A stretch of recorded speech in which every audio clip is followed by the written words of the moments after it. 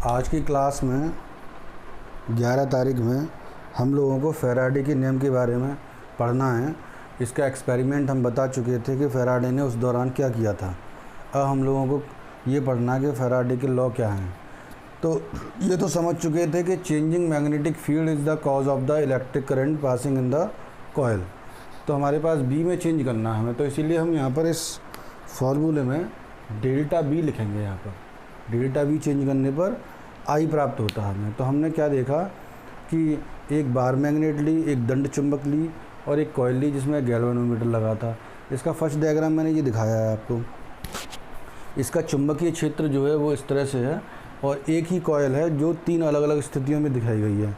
तो मान लीजिए t बराबर 0 टाइम पर सेकंड पर फर्स्ट पोजीशन में है, t बराबर 5 सेकंड में वो सेकंड पोजीशन में है और t बराबर 15 सेकंड में वो थर्ड पोजीशन में है। तो जैसे जैसे टाइम बढ़ता जा रहा है हम कॉइल को दूर लेते जा रहे हैं। दूर लेते जाने के दौरान क्या होगा कि रिलेटिव मोशन होगा। दो ऑब्जेक्ट्स के बीच में क्या होगा, रिलेटिव मोशन।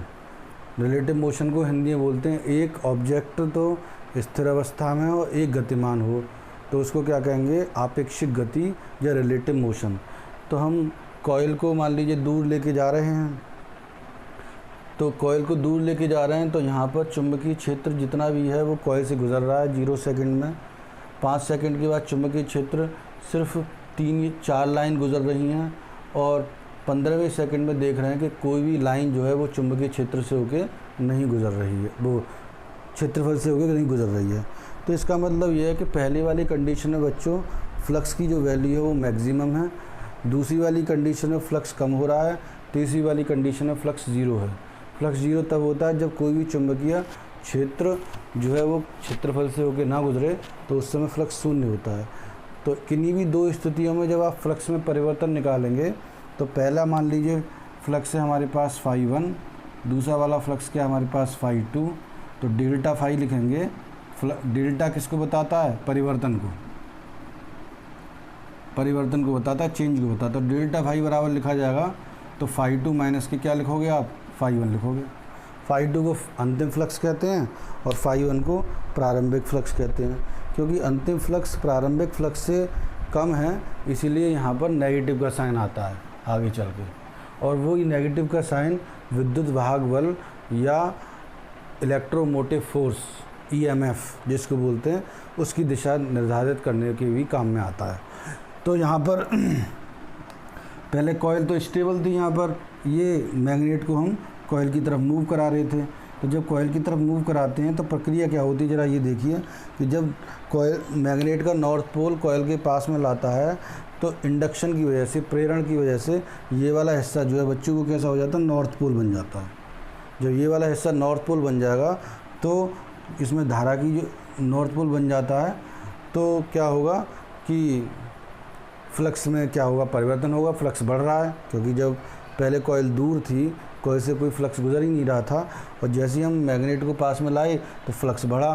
फ्लक्स बढ़ा तो नॉर्थ और नॉर्थ एक दूसरे को प्रतिकर्षित करेगा, और प्रतिकर्षित करने के दौरान क्या किया हमने, कार्य किया। मैग्नेट को हम कॉइल के पास में लेके आए प्रतिकर्षण बल के विरुद्ध, और यही प्रतिकर्षण बल के जब विरुद्ध लेके आए तो फ्लक्स में परिवर्तन हुआ और परिवर्तन की वजह से इसमें एक विद्युत वाहक बल पैदा हो गया।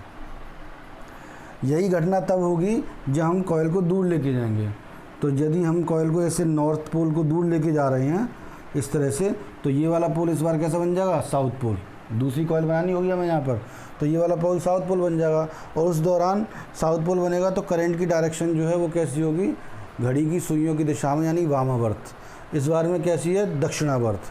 तो ज़रा ये बात ज़रूर ध्यान रखें कि यदि मैं यहाँ पर कोई कॉइल का फ्रंट व्यू बनाऊँ, सामने का हिस्सा बनाऊँ, तो यहाँ पर आप अपने अनुसार n लिख लीजिए ऐसे करके।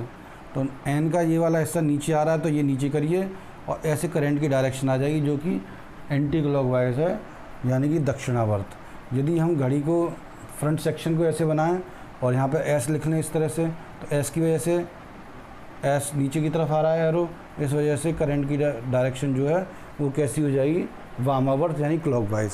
तो जब सामने वाला हिस्सा नॉर्थ पोल बनता है तो दक्षिणावर्त और साउथ पोल बनता है तो वामावर्त होती है।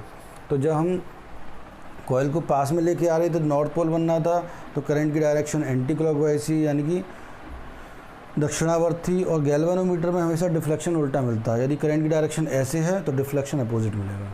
इसी तरह से दूसरा डायग्राम जब बनाएंगे, मैंने नोट्स में भेज दिया है, तो उसमें करंट की जो डायरेक्शन है वो कैसी है, उसमें वामावर्त है, और डिफ्लेक्शन कैसे मिल जाएगा, अब अपोजिट डायरेक्शन में मिलेगा, पहले वाले के अपोजिट। तो इस तरह से हमें मालूम पड़ा कि करंट तभी पैदा हो रहा है जब हम फ्लक्स में परिवर्तन कर रहे हैं।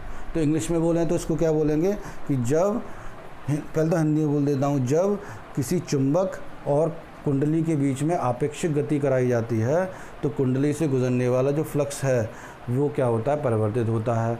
फ्लक्स के परिवर्तन की वजह से इसमें एक विद्युत वाहक बल पैदा हो जाता है। यदि सर्किट जो है परिपथ बंद हो तो उसमें एक करंट पैदा होता है जिसको हम जिसको हम इंड्यूस करंट बोलते हैं।